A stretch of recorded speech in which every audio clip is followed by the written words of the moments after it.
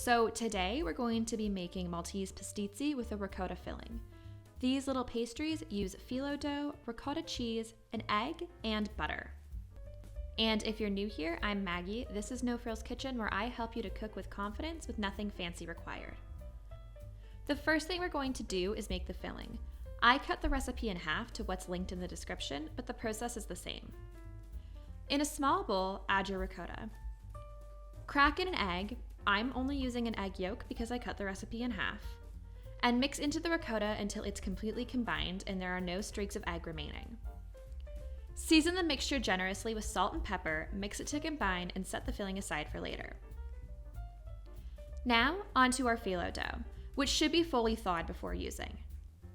Gently lay one sheet of dough onto a clean work surface and keep the remaining dough underneath a damp tea towel while you're not using it. Thoroughly and generously brush melted butter all over the sheet of phyllo dough. Then, carefully take another sheet and gently lay it on top of the first sheet. Brush this one with butter again and repeat with another sheet. Don't worry if some of the sheets of pastry tear a bit. As we're layering with numerous sheets, nothing bad is really going to happen and you likely won't even notice. These pastizzi are pretty forgiving. By the way, if you're finding this recipe helpful, please give it a thumbs up as it helps more people find my videos. I would really appreciate it. Continue brushing with butter and layering a new sheet of dough until you get to the sixth sheet. Don't brush the top of this with butter. Now, using a 10 centimeter wide circular cutter, punch out as many rounds of dough as you can. The easiest way to do this is to push straight down and then twist.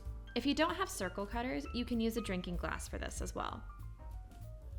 Working one round at a time, spoon about a tablespoon of filling into the center of the dough. Carefully fold the dough around the filling, being careful of the filling leaking out. Pinch the ends of the dough together to seal and set it aside. Continue with the remaining dough rounds.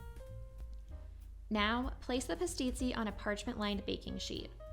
Brush the pastries with the remaining melted butter to ensure that they get really golden brown in the oven.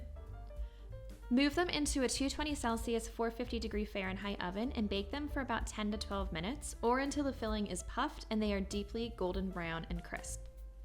Take them out of the oven and allow them to cool on the sheet for a few minutes before digging in. And don't be like me and grab them with your fingers and burn yourself. And that's how you make pastizzi. As you can see, it's an easy process, and while it's not quite the same as eating them fresh from a wood-fired oven in Malta, it's about as close as you can get in a home kitchen. If you like this recipe, please make sure to hit the subscribe button so you don't miss my next videos. Enjoy!